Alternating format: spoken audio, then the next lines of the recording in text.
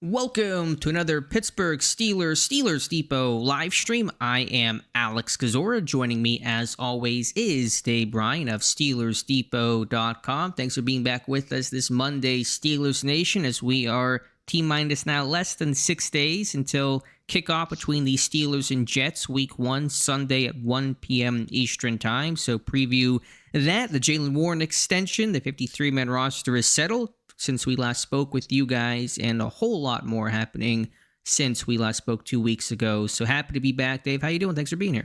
All right. Thank you for doing what you do with this every 2 weeks. Where did the 2 weeks go? Seems like we just did this. It flies by right now.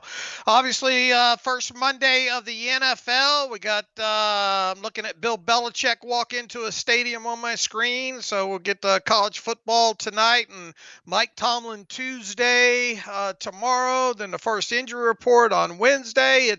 It's that time of year, Alex, and I'm ready for it to be that time of year out here in Vegas too, because I'm ready for the weather to change. You and me both on the football front. I'm a summer man. I don't like when it starts cooling off, but I hear you out there. Not to make this college football centric, but Dave and I were talking about a pre-show. Who do you guys have tonight between TCU and North Carolina in Belichick's college debut? Put that in the chat. As always, if you guys could like this video, subscribe to the channel, and of course, check out the site on screen, SteelersDepot.com. I would really appreciate that. If you want a guarantee of your question being asked and answered by Dave from now until 8 p.m., you can send us a super chat and move to the front of the line. No obligation to do so, but we appreciate that all the same. And we'll begin with a super chat from Brad Prentice, a $2 super chat, so thank you for that, Brad. He says, Alex, last year you wrote that if Cam hit 90 sacks along with 3 All-Pros, he'd stand a decent shot at the Hall of Fame. Now he's at 88.5 sacks and a 4th All-Pro.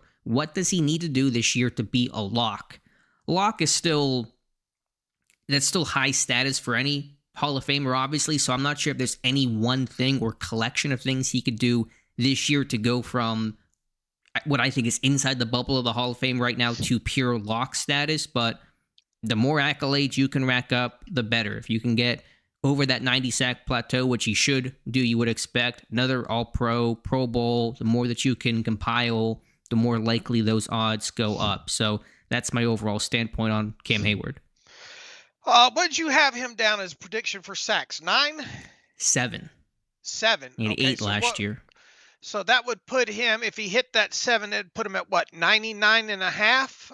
No, I mean, he'd be 95.5. 95.5. All right. If he hit that, and I mean, you want to never say never when it comes to the All-Pro, but I mean, it's not unthinkable that he could hit All-Pro. Look, I'll put it to you this way: if he notches a 5th first-team All-Pro, and you would obviously think Pro Bowl would come along with it, and that would make him, I think, what, an 8-time Pro Bowl selection then? And you're obviously talking about a Walter Payton Man of the Year award winner.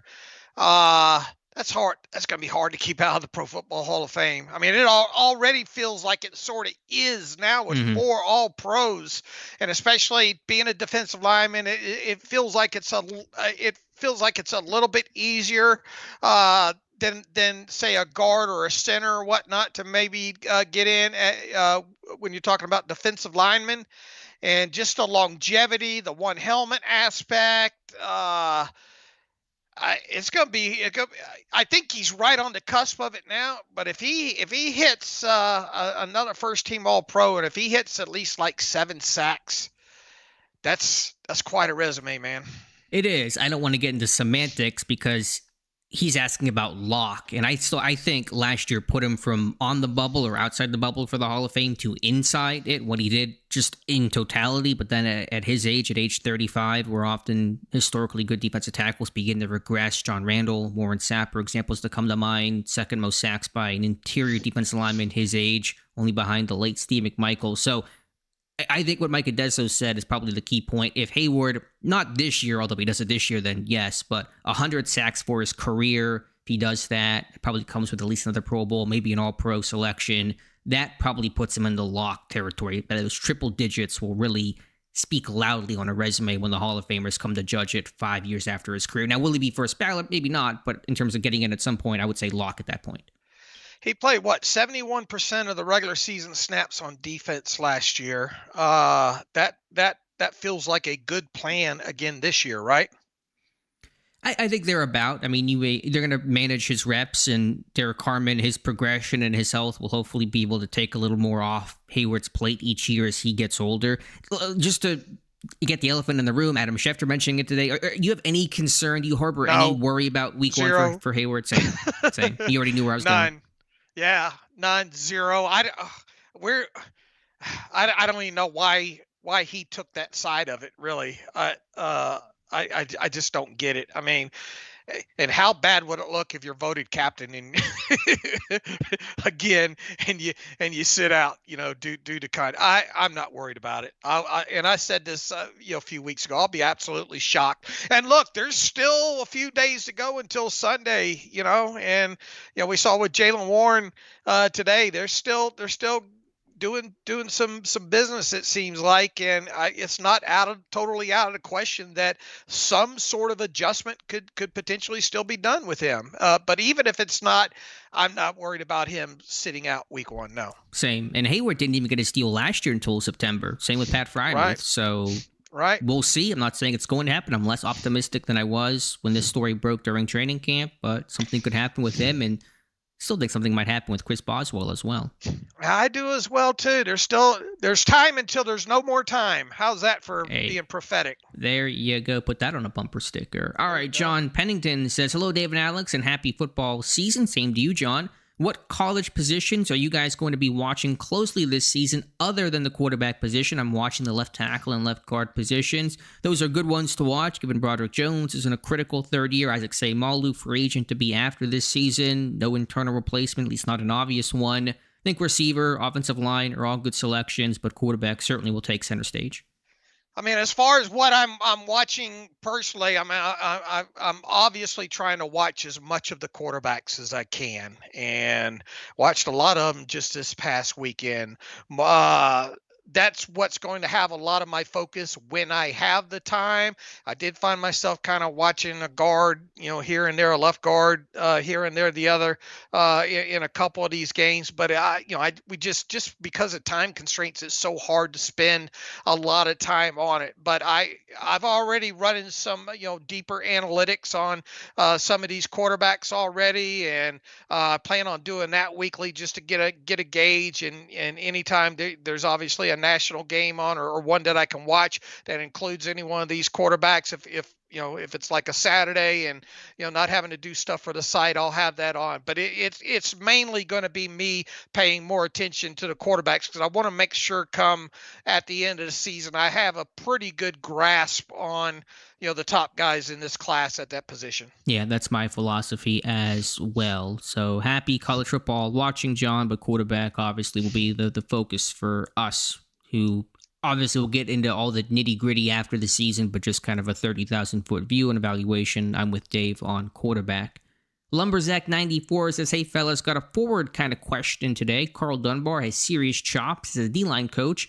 Obviously, you guys don't personally know the man, but you guys think he would make a good DC, and then just goes on to talk about if he's half as good as running a defense as he is developing defensive linemen. We could have an in-house answer to the next guy after Terrell Austin. Do you have any thoughts, Dave? Dunbar's expressed interest in being a DC. This was in his time in Minnesota, so quite a while ago. Is that a possibility? I just think at his age, and we're probably not too far away from Dunbar just calling it a coaching career, to be honest with you. How old is Carl Dunbar? He's not that old, is he? Feels like he's been around a while, though, doesn't it? Sure, he's coached for a long time. I think he's in his maybe late 50s. Somebody can search that, or you can, Dave. I don't know his age exactly, but he's definitely been coaching. He's 58, right? So, do I think he'll ever be a DC in a National Football League? No. That's not my inclination either. I mean, Pittsburgh has done the in-house replacement thing, though, so I get the connection, but it just seems like a little John Mitchell-like, where he's going to be a really good D-line coach, but maybe not go anywhere upward from there. But you never know.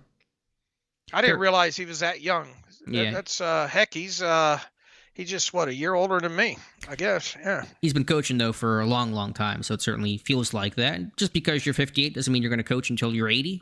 He's been coaching for a long time. Maybe he moves on and does something else. You never know. So. Oh yeah. Well, I've been podcasting a long time. And you're here. You're stuck with me for the long haul, Dave, whether you want to or not. All right. I'll take it. Mike Adesso, he says this, I think, in jest, but you can address it, Dave. Why does Uncle Dave hate DK Metcalf? LOL. Under 900 yards would be criminal this year. That's from your projection from our podcast this morning. Yeah, I know. That dates all the way back into earlier in the season doing the exercise with you and Ross and all like that. No, I don't hate DK Metcalf. I think he's going to be a real good fit. I'm excited to see these slants. I think you wrote about that the other day, or somebody did, Alex, Yep. and all like that. I almost forgot those existed in this offense. There, been calling for that. And I have some past articles on this offense, especially under Canada and the lack of slants and all like that. We're gonna see slants back in this Steelers offense, I think, in 2025. So I'm excited to see that.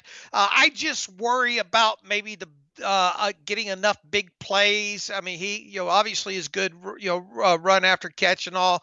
And as I said on the podcast, just with the spreading of the football around, and hopefully they're able to run the football better and lean on that a little bit more. I do kind of wonder if he's going to hit that 900 yard mark. Yeah. And like I said, I'm going to need a lot of arm twisting to get to 1,000. Look, I own him in a fantasy league, so I nobody hopes I'm more wrong than me. But for obvious reasons, being a Steelers fan on top of it there. But I'm going to have to see him do it. That's for sure. I'm taking the over at least on 900, and I went 1,000. 1,006 was my official projection. Slants, I think, will be back in this offense. It was used frequently with Aaron Rodgers in New York last year. Had a weapon to do in Devontae Adams. He's a great release package, short area route runner. Metcalf, probably not quite that guy, but I saw a lot of slants thrown Metcalf's way anytime he was ISO'd backside, cornerback outside leverage, run the slant, use your size. But over the last 2 years, you guys see on screen, the Steelers bolted 47 attempts on slants. That is one of the fewest marks in football. Same with the 25 completions. Last year, Pittsburgh only threw 17 slants through, not completed, but attempted 17 slants the entire season, literally one per game. That number's, I think, definitely going to change in 2025. That's a good post. Thank you. Mike Adesso says also, in regards to practice squad elevations, is the rule no more than 3 consecutive or just 3 period for the whole season? I believe it's 3 period, Dave. Right. Correct. Yeah, not 3 consecutive. And then you can't, if you get elevated again, then you have to, I think after that third one, is it that you have to stay after the third one, or you go back to the practice squad? I'll have to look into it. It feels like you just got to be signed at that point. On the third one? No, on any time after that. He can go up and back, I think, 3 times. Right. I'll have to look into that. I think it's that time of year. After the third time, he can go back, but then he can't be elevated again. He'd have to be signed to the 53. Right. Because I think I was confused on that last year on a third time where you don't automatically go to the 53. You can revert back to the practice squad, but then you just can't be elevated again. And yeah, it's 3 total, not consecutive, Mike. Who will score the first touchdown of this season? That's a good Friday question. This is from Lewis. What do you think, Dave? What did I say earlier in the offseason? I'm looking forward because I can't wait to see it in print on Stats of the Weird on Monday morning from you. I said what did I say? 75-yard, 12-play drive. What did I say? Rodgers to Freiermuth from 12 yards out or something like that. Somebody needs to write all this stuff down. I'm getting old, but I think that's what I have in my head as wanting to see. And that's first possession? Yeah, absolutely. Okay. First possession, opening possession for the Steelers. Yeah, that's what I want to see. I think that's kind of what I predicted. I think I said Rodgers to Freiermuth, so I'm going to go with Freiermuth. Be their first opening drive touchdown in a week 1 game since 2008, which is a crazy streak. I haven't thought about it too much. I'll say the man of the hour. I'll say Jaylen Warren scores the first touchdown off his new contract extension. All right. Not sure of the opening drive, though. Historically, history has not been kind to Pittsburgh. Let's see, Mike Adesso also saying, where's the running back from Duke Durant? The Steelers give a bigger bonus to than Warren as free agent rookies. Is he kicking himself today? Did Cam Johnston or Ben Saul sign anywhere? Johnston and Sauls are still free agents. Durant is no longer in the NFL. Right. I don't know whatever happened to him. Might have been in the spring leagues, I think, for a bit, but I'm not even sure if he's still playing professional football. But is he kicking himself? I mean, no, he did whatever he could. He was a small back. Warren was a bigger, powerful back, could pass protect, and that gave him the edge. And it was pretty clear, I think, early on that training camp in 22. Jason is here. We got Mark here. We got Saint Eltro, Zach, Magic 8 Ball, Simon, Eric, Mr. Gunk is here. Skirt, Sung Hoon is here as well. So appreciate you guys hanging out with Dave and I till 8 p.m. Eastern time. Just be sure to hit that like button, subscribe, and check out the site, SteelersDepot.com. Got a lot of coverage your way. The Tomlin presser tomorrow, of course, everything during and after the game on Sunday. Mark Cunningham says, I think Cam is in, plus that Walter Payton Man of the Year award gets him in. Yeah, that'll certainly help out that resume. Adesso says, glad to see Warren get the extension. Where's the love for Boswell? Yeah, still wondering on the Boswell contract tweak. Yeah, we got, like I said a few minutes ago, we got some time left, and don't think that they don't see what's been going on, with Warren, and obviously Ramsey got a little extra cash, and what else has happened? Johnny Smith got an extension. Yeah, the Watt Johnny deal. Smith. Yeah, Watt. Yeah, there's still, like I said, there's still time until there's not. So we're on the lookout for it for sure. And as far as the Jaylen Warren extension, we talked a little bit because we had just bits and pieces of contract numbers this morning. It sounds like that people didn't really kind of like my opinion on this either on Twitter. It doesn't seem like, but it seems like the total amount of the contract is $17.25 million from 2025 through 2027. It sounds like you got, what was it, a let me pull up my spreadsheet here. $5.95 million signing bonus. They took his base salary down to $1.1 million. That means, and I was about right on the cash, on the first year cash when we talked this morning. It looks like that's $7.05 million, I think, overall with him. Now they throw out those guarantees, and I think some of the early reports had, what was it, 12 million or something? Mm-hmm, yep. Well, the Steelers don't guarantee anything more than the first year of these deals. Come to find out, that's correct. That a little over $7 million is fully guaranteed, and it sounds like another 4 point whatever million is guaranteed for injury only. So that's important to note. Here's the interesting thing about that. If you crunch the numbers, now I don't know the exact amounts of each of the base salaries in 2026 or 2027. I do kind of wonder the way some of these reports have come out too, whether or not there might be a March roster bonus in 2026. I hope for Jaylen Warren's sake there is, as part of this $17.25 million. That way, at least it forces an early decision from the Steelers in March of 2026, and plus it's that much quicker, calendar cash flow, if you will. But it looks like his new cash for this year is $1.704 million, and that's above and beyond what he was already at when it comes to the second round restricted tender that he received. And if it does come out at $17.25 million for the whole thing here, that makes his new money average just 5.9. I say just, and people say, oh, just only, I use that talking relatively here, right? Sure. But his new money average, at least according to some of the reporting here, looks like it's $5.952 million. Pretty light. And that's a lot lighter than I talked about potentially this morning. And my question is, man, is it a good decision to sell off 2 future years for $1.7 million in additional 2025 money with only injury guarantees in 2026? I mean, I don't know if I would have prodded him to sign that if I was his agent. Look, if this is as I think it is, the way the reports has stated, this is a heavily slanted favored deal on the Steelers side.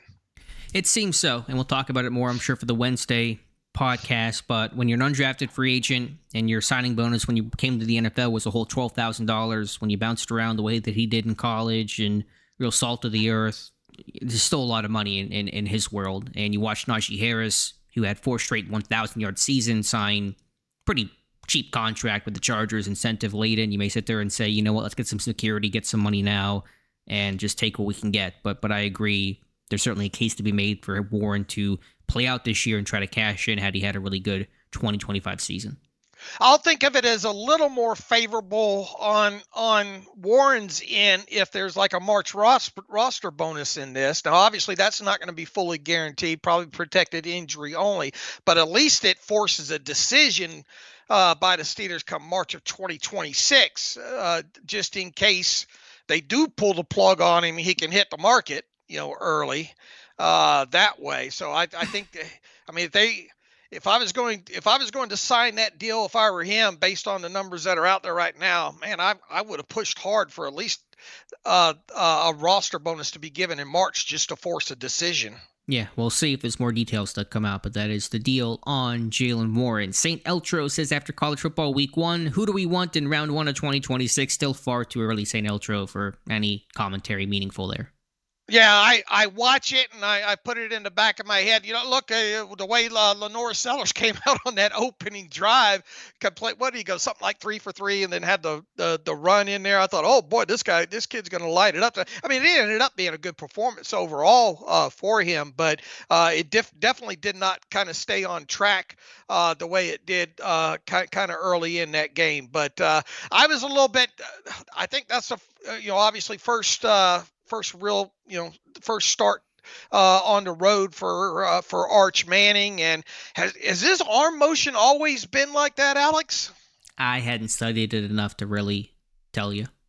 I tell you, I got about a quarter of a way through that game, and he was on the sideline, coming in for a possession. He was kind of circling his shoulder. I thought, man, is there something wrong with his shoulder? And then, just some of the throws and mechanics didn't look all that sharp on him. And you think with the last name Manning, be a little bit sharper than that. Now, look, there was probably some nerves. You're facing obviously a really good team in their house in Ohio State and all.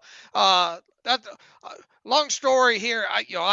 I'm not drawing any hard conclusions on these guys until I see 5-6 games of each under their belt. Agreed. Zach Stevens, given the changes in personnel, what is the biggest philosophical change from 2024 that you want to see, and does that match what you expect to see? What do you think, Dave?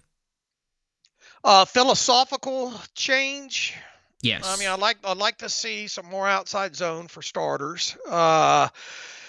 I'd like to see the slants implemented in, more of that quick, crisp towards the middle of the field passing game. You had a good post on that. We talked about that on the slants. Obviously, would like to see a higher usage of those digs towards the middle of the field past 12 yards. I think we will see that.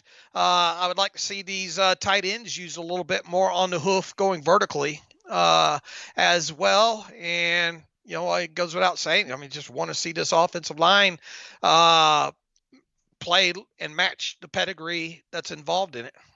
Yeah, I think philosophically, I don't know if there's one standout thing. There's kind of a bunch of smaller things that I want to see just add up into bigger overall change. I think that the Steelers used the middle of the field a little more than people gave the offense credit for last year. Calvin Austin made a bunch of plays there, but you're going to see probably an increased use there, not just on slants, but to all areas of the field. So that's going to be one thing that I think you are going to see, and if you felt that during training camp. Defensively, a little less static of a defense, a little more creativity, pre-snap chaos, creepers and sim pressures and mugging those linebackers up. You'll see Jalen Ramsey, a lot more slot corner blitzes this year. They have a corner that can certainly do that at a high level. Haven't had that since Mike Hilton. So, again, I think there's a lot of nuance about how maybe inflexible the defense was last year. Not always, I think, accurate, that narrative, but I think you can certainly see this defense blitz more, where their blitz rate was low last year, and be a little more creative defensively. I think you're definitely going to see that. All right. Good question, though, Zach. Appreciate that. Magic 8 Vol says, what's more likely, signing a guard versus draft? I think draft capital would be better used elsewhere, especially when guards are typically a higher paid position. It's hard to say. I'll say draft, though, because signing a guard in free agency, Dave, it is expensive as heck. Yeah. And it's not going to get any cheaper for starting quality talent.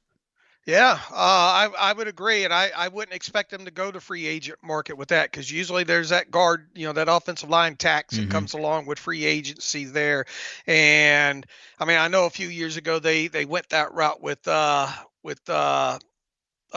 Daniels, but I don't know if they're going to go that route again. I'd much rather see. Look, you know how guards and centers tend to get pushed down a little bit. You could still probably get you a good left guard in the second or third round, and that's me not knowing anything about this class. At the position right now.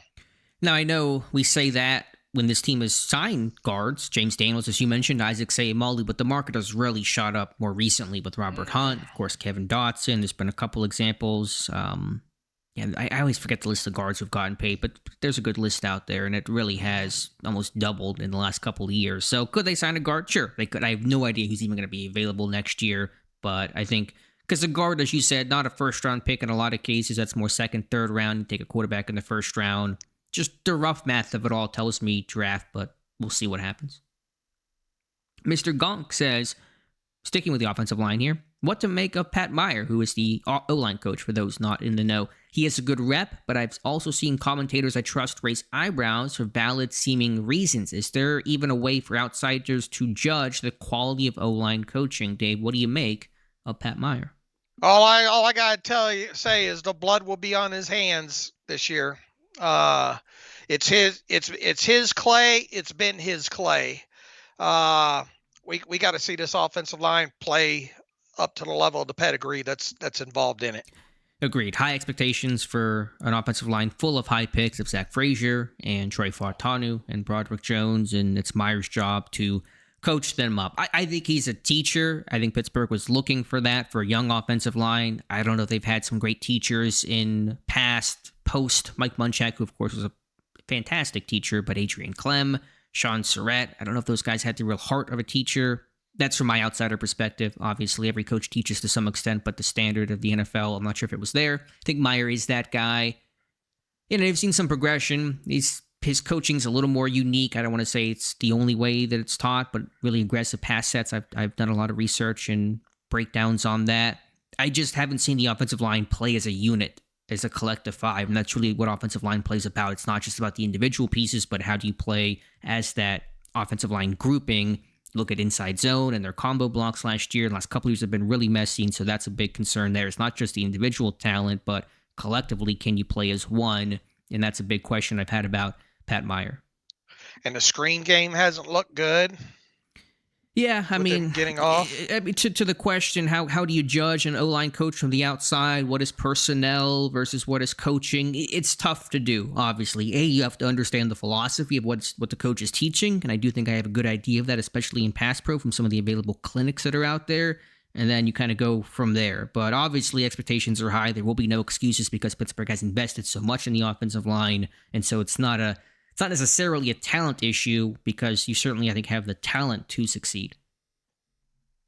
All right, next question comes from Simon, who says, hey, Alex and Dave, do you have any advice on following college football for the first time with the view of having a head start come draft season? I'm in the UK, and we have just gotten college football, and after a decade of NFL watching, I usually watch a lot of draft tape, but following the games and new names weekly feels like a lot to take in. Any advice for Simon, Dave? Simon, I don't know. I imagine you can get YouTube TV over there. I don't know. I set mine for anything NCAA football to record, and then I end up with like 1,000 games in a season.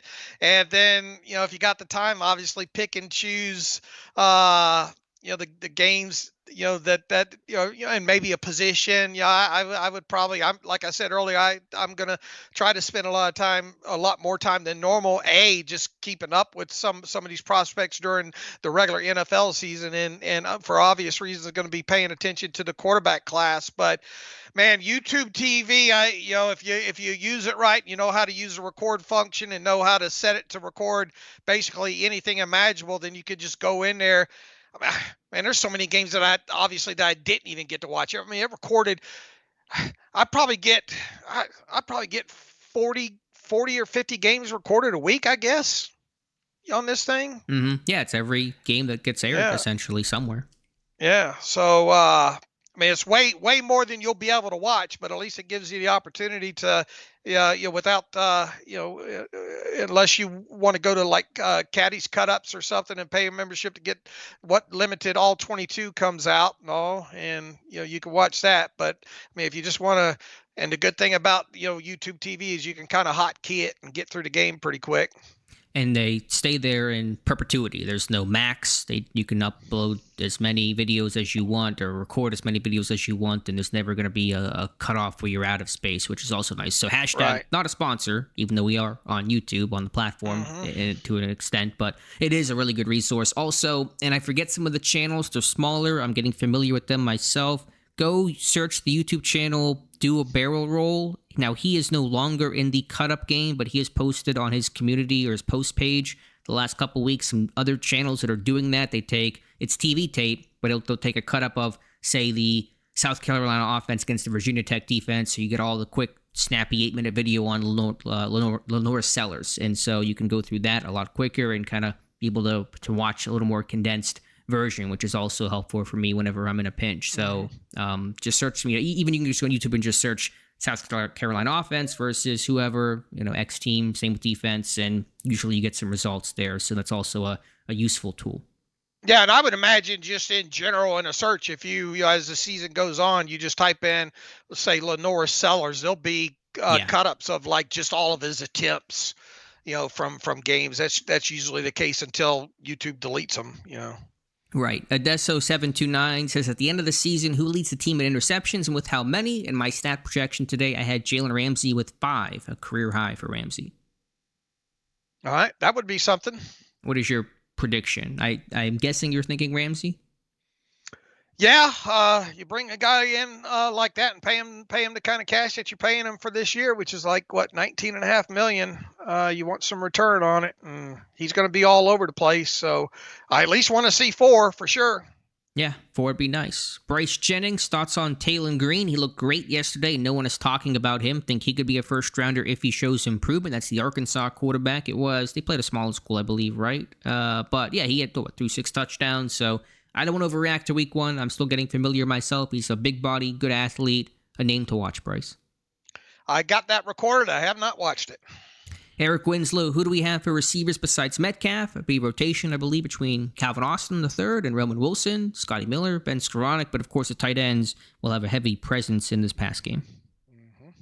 I've got 122 people here in the chat. Appreciate that. Be sure to like this video, subscribe to the channel, check out the site, SteelersDepot.com. Give us your score predictions for this Sunday's game between the Jets and the Steelers. Dave and I will offer ours on Friday. Same with our season predictions for how we think Pittsburgh will do this year. But let us know in the chat, what is your score prediction? Will Pittsburgh start out 1-0? Will it be the Jets pulling off the win to make Pittsburgh 0-1 heading into their home opener? Let us know in the comments. Ask them that same question in the chat too that we talked about this morning. Knowing what they have now, would those of you in the chat hand pick the Jets to be the Week 1 game? And if not the Jets, who would you have liked to have seen, knowing what you know now, the Steelers face in Week 1? Yeah, fair enough. Who would be your ideal Week 1 opponent if you could craft the schedule based on who they're actually playing this season? And we'll check the answers here in a second. John Pennington, if Meyer's contract expires at the end of the season and a new offensive line coach comes in, how will that affect the offensive line development? We'll cross that bridge when we come to it. Depends on the philosophy and the teachings, but you hope somebody that could obviously do what Meyer apparently wouldn't have been able to do, which is to develop this line, because if he's gone, then obviously he did not do his job. Things have not gone well. Yeah, and you probably start looking for some new offensive line talent as well, especially at left tackle. Kevin says Jalen remains a bargain and has continued incentive to keep playing hard for future years. Yeah, could get a 3rd contract with Pittsburgh potentially. Oh, I don't think anybody's going to doubt his effort or anything, especially after getting the deal. And basically, I mean, if we're being honest here, it's just, even though we think he, and odds are good, he's going to at least play through 2026 and quite honestly, possibly 2027 as well too. It's basically a year-by-year basis with this thing, because the only guaranteed money, once again, is 2025. And you would think at least he's going to stick around, barring just something you know, unfathomable happen. Him falling off the cliff, him fumbling multiple times. I mean, he's going to be in 2000, going to be there in 2026. But I mean, I've never questioned effort when it comes to Jaylen Warren. Yeah, he's certainly a guy that plays all out, and so happy that he gets the extension, and the first Steelers running back to get an extension since Willie Parker in 2006, which I think is a really crazy stat, and it's cool to see that streak. And didn't happen. It wasn't Najee Harris, wasn't Le'Veon Bell, wasn't James Conner, wasn't Rashard Mendenhall. It was Jaylen Warren. Got some predictions here. I think everybody picking the Steelers as far as I can see. We got 24-7, 16-9, 27-17, 24-9, 27-13, 34-16, 24-13, 30-13. Sorry, I'm holding back a sneeze. And it looks like some people are saying the Browns for week 1. Also, Josh saying the Bengals because they start horribly historically. Not a bad suggestion there. Okay. Did we trade for Brandon Cooks? They did not. Pittsburgh did not trade for Brandon Cooks. All right, let's scroll back up, get to some more questions. About 20 minutes left. Mike Odessa, I have a fantasy draft in 30 minutes. Pick number 2. Am I crazy if I refuse to draft Jamar Chase or any Ravens? Hey, man, you do you, and good luck in your draft. Your draft yesterday go well, Dave? You had a big money league yesterday? Yeah, I mean, I always think I come out of my drafts doing well, and then the season starts. That little pesky ball gets kicked off thing. Those are wrench into your whole plan. Yeah, let me see if I can rattle mine off because I know everybody's so concerned about my fantasy draft. Christian McCaffrey, Josh Jacobs, T. Higgins, Jameson Williams, DK Metcalf, Matthew Golden, Deebo Samuel, Ja'Cory Krosky Merritt, Dak Prescott, Kyle Pitts, Rashad Bateman, Isaiah Likely, Jordan Love, Romeo Doubs, Adonai Mitchell, Quishon Judkins, late flyer on him, Mike Gesicki, Emmanuel Wilson, Chris Boswell, and the 49ers team defense. So I know everybody will sleep fine at night now, knowing my draft. And how many teams were in this league? 12, 10? 12 team, PPR, and tight ends get an extra half point bonus per reception. Oh, I like that little wrinkle. So grade Dave's draft. How would you grade that? I like it. I'd give it a good B+. All right. Judkins, though. You really took Quinshon Judkins. Yeah, just as a late flyer. Maybe you get signed about halfway through the season, becomes a starting running back. Yeah, all right. I see the logic there. All right, back to the chat. Let's see what else do we have here. John Pennington, how concerned are you guys about Jones getting beat on spin moves to the inside and not being able to protect the quarterback? It's a wild card. I thought he progressed and ascended this summer after a tough start. That acclimation period did not treat him kindly, but it's a big difference when you're on that left side, and he's going to face a lot of good rushers, Dave. Trey Hendrickson twice a year, Myles Garrett twice a year, Van Noy twice a year, Parsons and Will McDonald in week 1, Grenard. I know those guys will bounce around from side to side, but they all have experience on Jones' side, so there are no days off this year for Broderick Jones. Look, we're going to have a real good idea about Broderick Jones at left tackle when this team gets back from Ireland. Yes, it's going to be a tough defensive slate these first 4 games, not just for Jones, but the entire young offensive line in Pittsburgh. Vincent Pham, hey guys, hope all is well. Thank you, Vincent, doing well here. If you were to guess who you think will have the best season, team MVP for offense and defense, I say Ramsey and Frazier. Those are not bad guesses, Vincent. I may be inclined to agree. I just hadn't given it a whole lot of thought, to be honest with you. I'd probably go with the chalk or the easy one on defense, potentially Watt, especially if he hits the sack numbers that you'd kind of hope him to hit there, and the forced fumbles and that kind of stuff there. Offense, I mean, Frazier's not a bad choice, right? I mean, DK. DK potentially, and obviously Aaron Rodgers. I think it could come down to one of those 3 players: Frazier, DK, or Aaron Rodgers. Yeah, and I apologize here. I think I missed a super chat from earlier, so we got Brian LaGarreta. I'm butchering this. I really apologize, Brian, but we thank you for the super chat. He says, can we expect more no huddle and use of the middle of the field? I think yes to the latter, use of the middle of the field. More no huddle. It's a little subjective, a little circumstantial.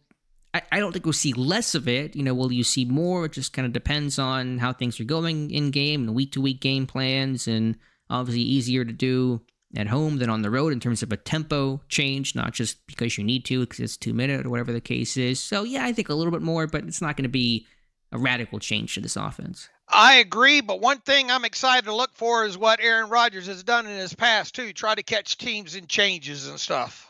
He is the master of that, and his cadence is a weapon, and his IQ and understanding of DCs and their history. This guy loves football, and so he knows exactly how every defensive coordinator thinks and acts and their story and their history, and that stuff can be really important to understanding what a defense is trying to do and, of course, how to combat that. All right. I expect him to get some teams to burn some timeouts this year. As Mike Tomlin once did facing Aaron Rodgers. Joey Jr., Alex, what's your percentage of Rodgers playing for the Steelers in 2026? I want to get to 2025 first. I don't know. I know he's kept the door more ajar in recent weeks and months than when he talked with Pat McAfee and said, yeah, this is basically going to be my last year. I really don't have a number, and it's not really a confident answer of 10 to 15 to 20%, but let's just get through Sunday and go from there. I don't think it's impossible, as I like to say. I think if things go right in a certain way and he stays healthy, and obviously they make some sort of a playoff run there, I don't think it's unfathomable. Well, do you think 10 to 20% is a good range? Would you agree? Would you higher or lower? It's definitely higher than 0. I'd give it higher than 0. I'd give it, how about 12% chance as we sit here right now? Very specific. Is that for his old number of 12? Is that the connection there? Just picking a number. Throwing out a different number there.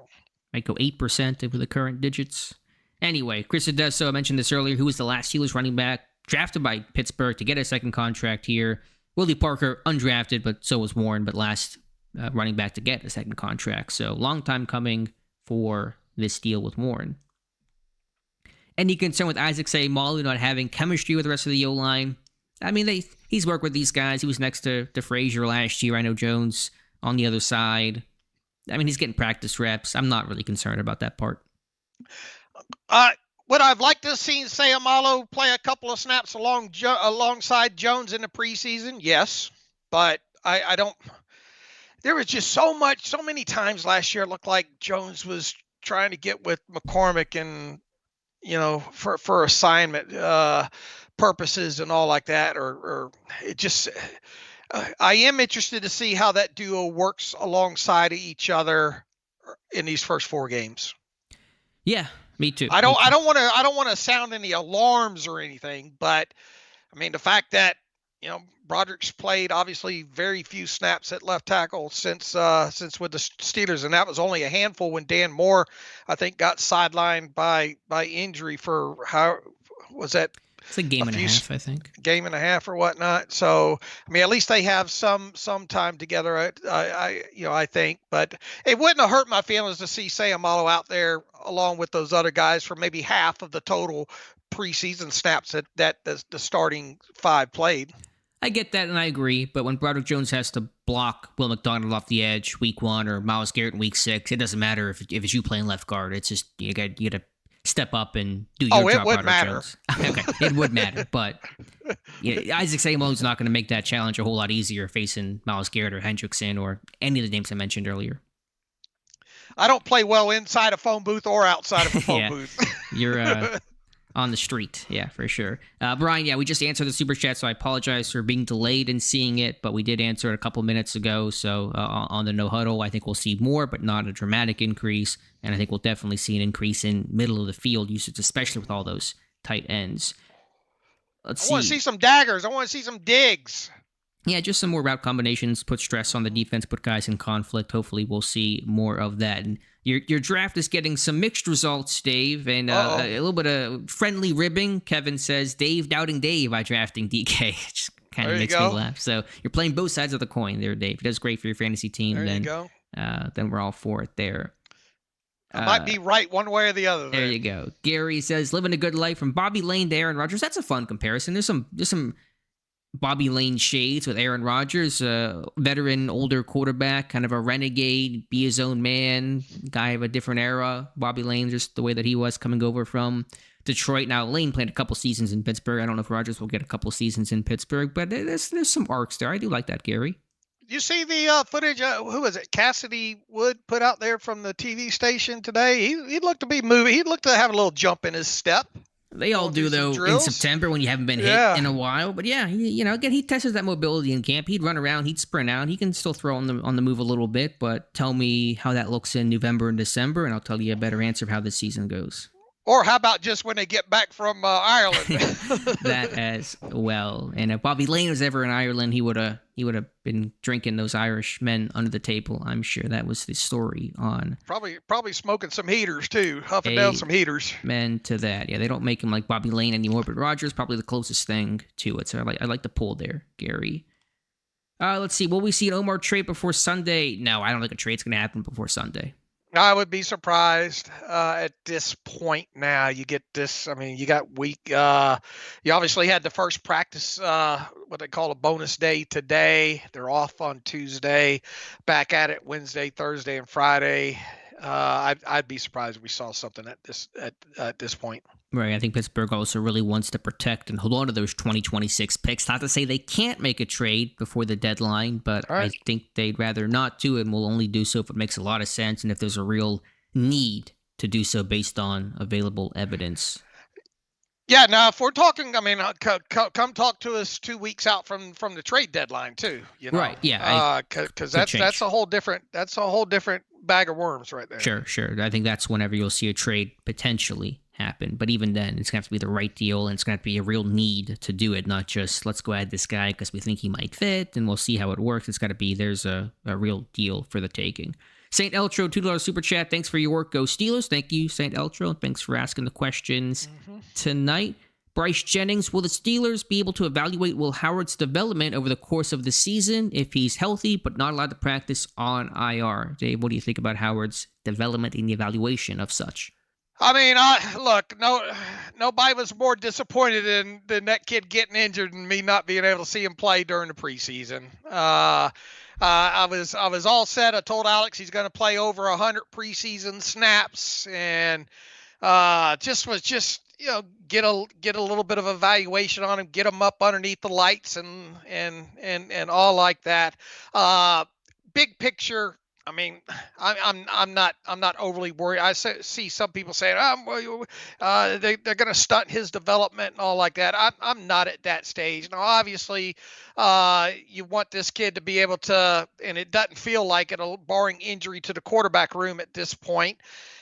Doesn't feel like that practice window is going to be opened until potentially late in the season, although you're one snap away from that potentially happening. I think people say he's back throwing as of today, and obviously he's going to be working on the side, just can't practice with the team and all. I was look at it this way. At least he got some work in during training camp before that happened, and that was valuable to him. I'm just, and plus we're talking about, even though I had him as like a third or fourth round quarterback, and I think Alex had him as like a third or fourth round quarterback, obviously the league looks at him as a 6th round quarterback because that's when he was taken. I'm not going to get too upset over everything right now. I will be interested, obviously next training camp, to see him go through the motions again. The question, though, is about, can you evaluate him, or is it a lost season from that standpoint? I think you still can evaluate him mentally, how he prepares, how he is in the classroom, but obviously you're going to miss the physical component, even if it was just going to be practice. But I think there's still an evaluation, and it's just about Howard being able to absorb and learn and take what he does learn this year and apply it to next year. So we've seen, Roman Wilson bounce back. We've seen Troy Fautanu bounce back. Calvin Austin bounce back. Older school David DeCastro bounce back. So these injuries, unfortunate as they are, and they clearly are not death sentences for a guy's career. Look, he's in a great quarterback room, and if Aaron is as open as he says he is with answering all these questions, that Aaron would get tired of me asking so many questions about him. He's in a great room to learn, at least from the schematic and what Aaron sees and deciphering stuff and looking at film and all like that. And I think he's with good coaches too, and Tom Arth and Arthur Smith, who I think have helped quarterbacks. Ryan Tannehill. I think Justin Fields left Pittsburgh better than he came, and so I think you've seen development of young quarterbacks. Which is why I'm not real concerned about, Pittsburgh drafting a first-round quarterback. Can they develop him? Oh, Tomlin can't do it. Hey, they missed on Pickett. They missed, but it's one example. Doesn't mean they can't develop. The scouting staff is brand new. Colbert's gone. The quarterback coach is different. The OC is different. This is not a systemic organizational issue where they can't develop quarterbacks. Even if it was, those pieces have largely changed. Mike Adesso, what do we think will be the first offensive play call this season, and what formation? 13 halfback toss is mine, says Mike. What say you, Dave? 12 inside zone. I'll hold your hand on that one, Dave. I'll say 12 personnel inside zone. To Jaylen Warren? Yeah. Okay. I assume Warren's going to get the start and over Caleb Johnson. East Coast Run, a $5 super chat. It seems like Pat Meyer and Broderick Jones are tied at the hip this year. Wouldn't letting Pat Meyer go after this year be too little too late like Canada? His contract's going to expire, I think, after this year, so it wouldn't be a technical firing, but I understand your point. Yeah, I mean, in hindsight, if it doesn't work out, you sit there and say, should they have made a move before this season? A la was our thought on Matt Canada. So, yeah, that's a fair comparison, but that's just, anytime you essentially admit a wrong move, you wish you could go back and do it over. Right. But I think Meyer and Jones are, in a sense, certainly tied at the hip. Both guys under the microscope this year.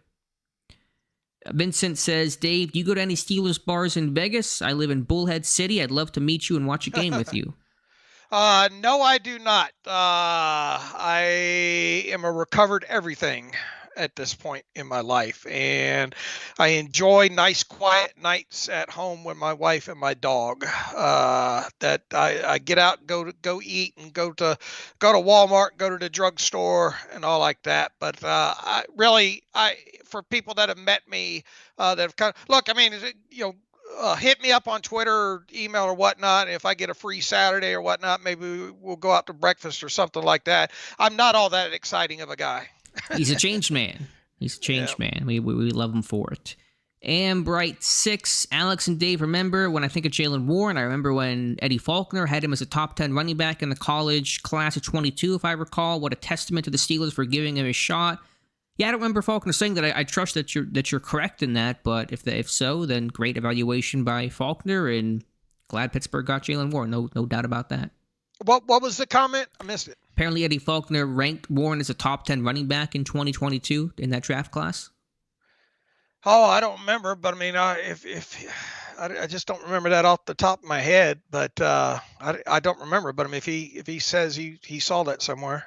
Yeah. I mean, look, I mean, anytime you get an undrafted free agent to stick in the NFL like this, regardless of position, that says something. And for him, obviously, to see a second contract now, I mean, that speaks volumes. So, I mean, they definitely hit on that. And one of the what undrafted free agent really has hit since that? It's been really weak since. The undrafted pool over the last decade has been underwhelming. There's not been many examples. James Pierre was before Warren, but that's really the last two of recent note in Pittsburgh, because they do not spend money in the undrafted free agent pool. Now, this year's pool was better, even though no one made the 53. You've had some guys that have stuck, in Keyshawn Williams and J.J. Galbraith and Sebastian Castro, who I think could have some staying power over the long haul, maybe next Killebrew replacement, but the results have not been great recently. Mr. Gonk, any chance Kim Hayward gets a little something from the front office before the season begins? Seems well-deserved, and it might be kind of embarrassing if they didn't do something. Thanks, love your work. It's possible. The odds are probably dwindling, but not going to rule it out. But Boswell might come first. I would think Cam might come first. But isn't Boswell... If you had to say who has the better case from the player side, doesn't Boswell have the better case? I mean, look at they both do, and look at the season. They both probably have equal cases. Look at the season that Cam just came off of, and all. if they do one, they're probably going to do both of them. I'll tell you that.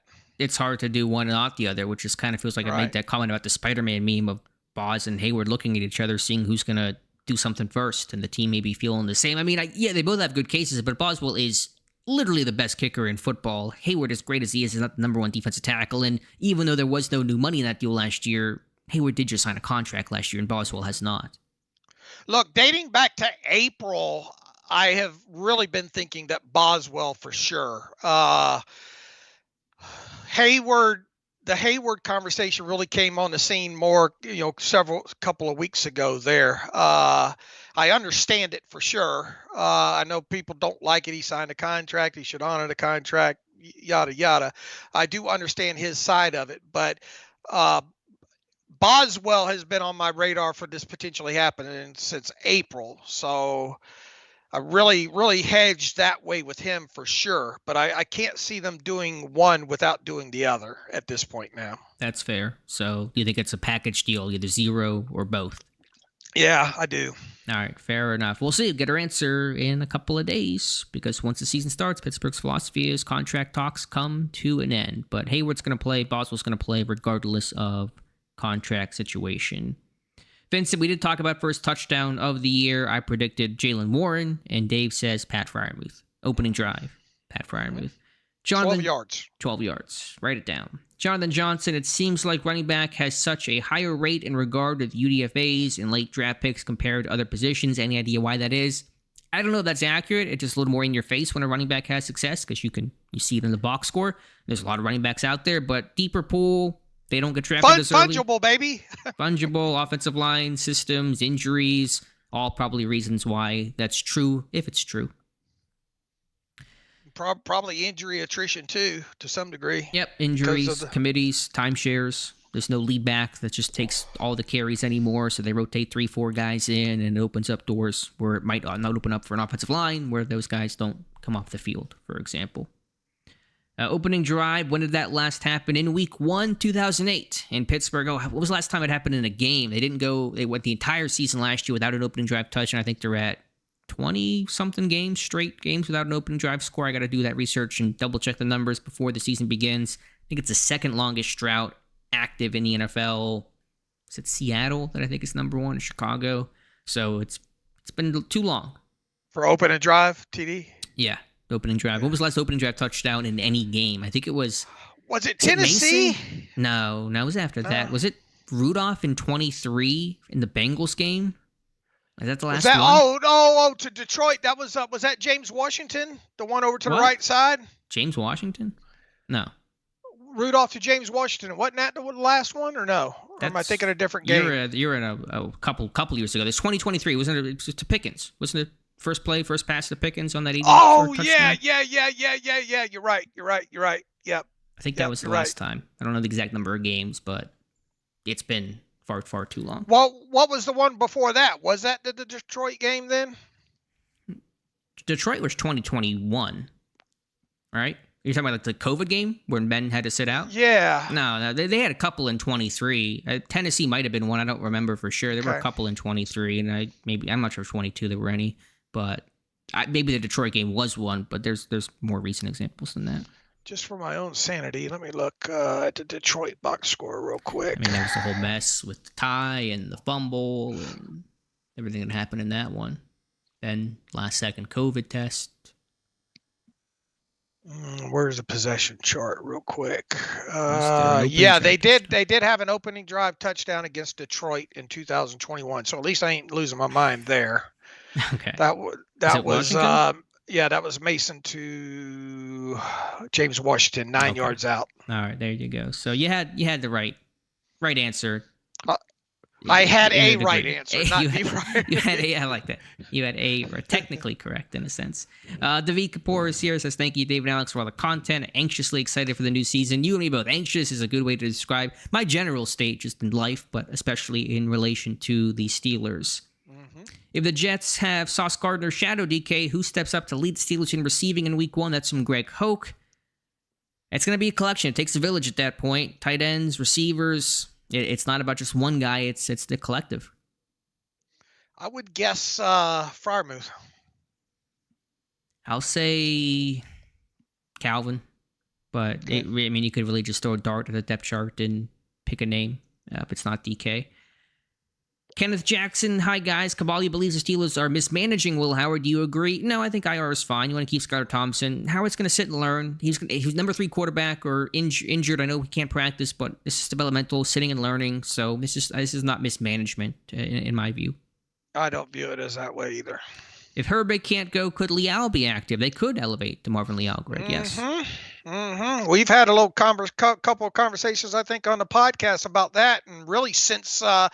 Look, I didn't think he'd be back on the practice squad. I think that Same. was first and foremost the kind of thing that I don't want to say caught us off guard, but we just not expecting it. We just thought once they cut ties with him, maybe he'd run off and be on the practice squad of another team, better system fit and all like that. Now with Herbig status, kind of unclear. We'll see if how much light Mike Tomlin sheds on that tomorrow and all. But and look, I asked Alex this, and you can go ahead and repeat the answer, Alex.